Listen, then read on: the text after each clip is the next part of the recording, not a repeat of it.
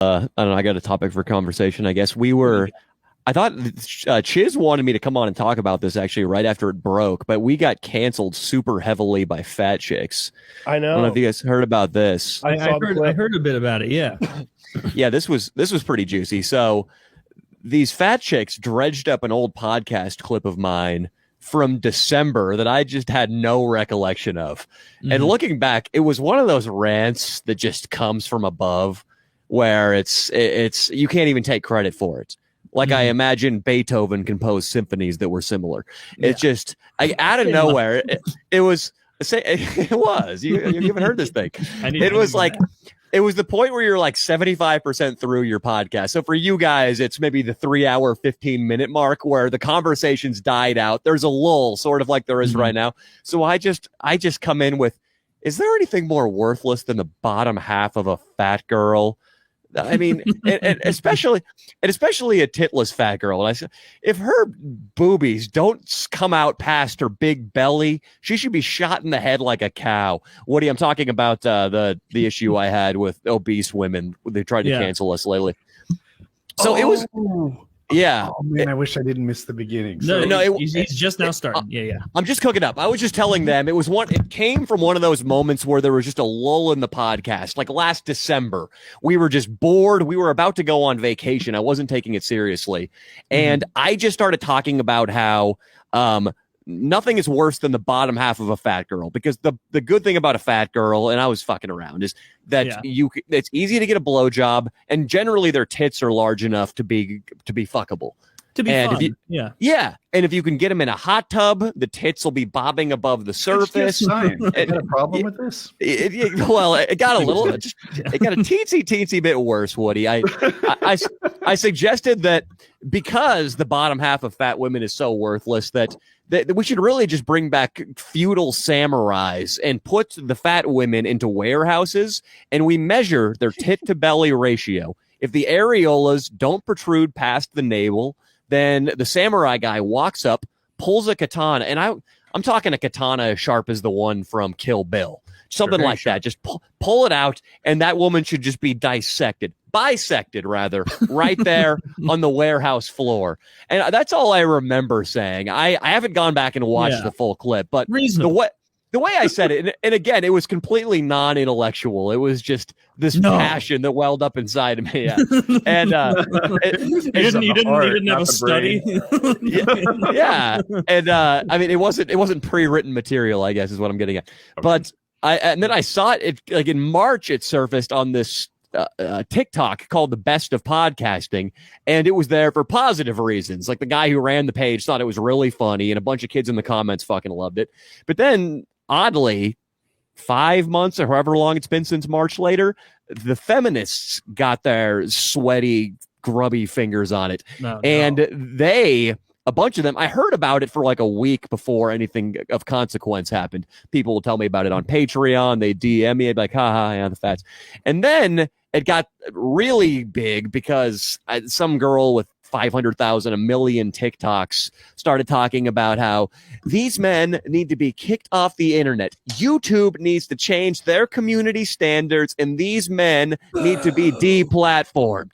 So from that point on, it was a feeding frenzy, almost literally a feeding frenzy. Hungry fat women were in my comments. And we were talking about earlier Wings, how people were calling him a rapist. And we also talked about how these fat women are saying it's not all right to have preferences.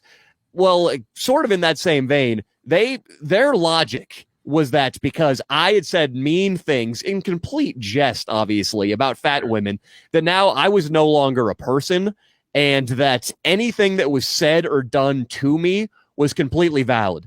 So seeing the true colors of the woke mob was very interesting. These people who claimed to be moral and like ethically, this guy said something I don't like. take his livelihood from him. Dude, everybody was calling my girlfriend like the meanest things you could possibly think. I was called a rapist. They were attacking my hairline. A rumor got out that I was 5'5", and everybody was like height shaming me. Call you fat. Isn't that funny? It's like, haha, this guy said horrible things about fat women.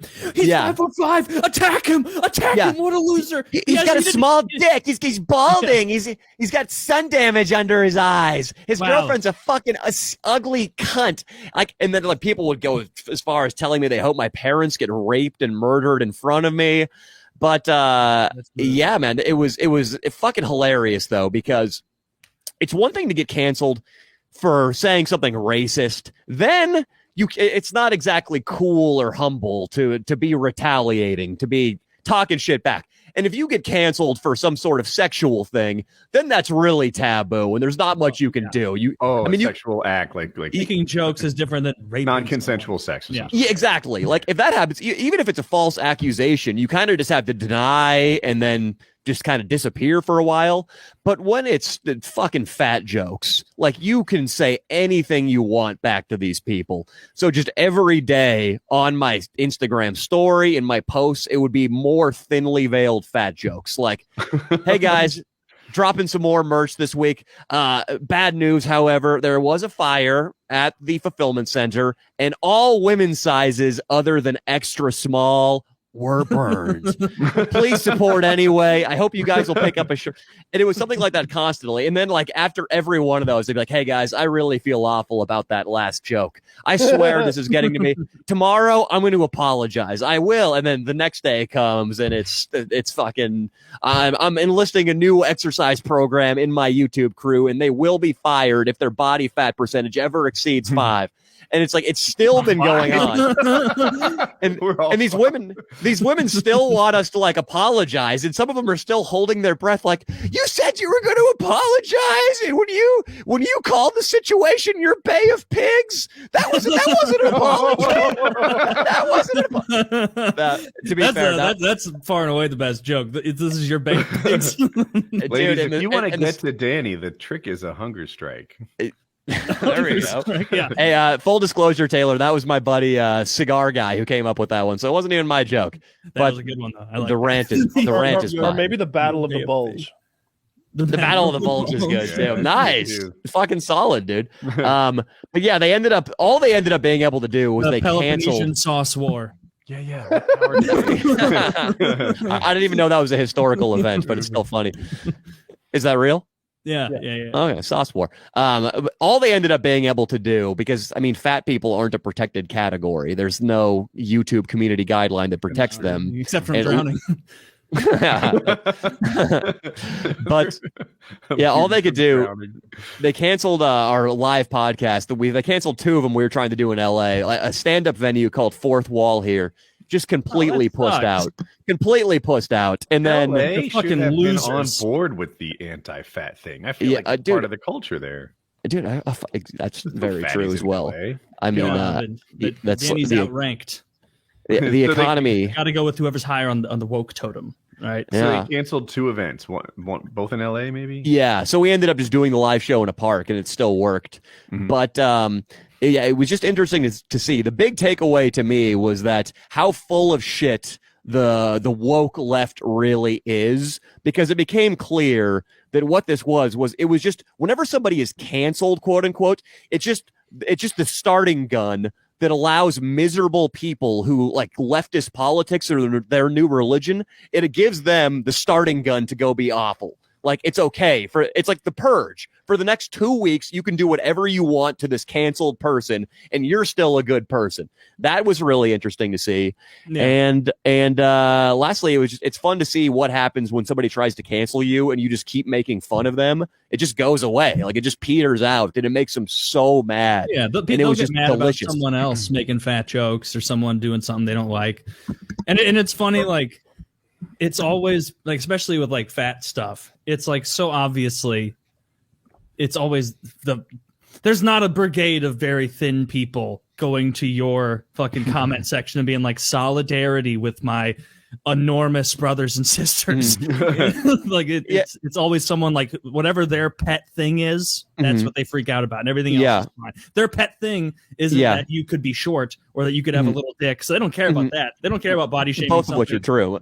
Yeah, you're 5'1", and if anything, like making fun of someone's height is infinitely meaner than weight. You can't go on a heightening diet. Yeah, like, that's just who you are. You could lose weight.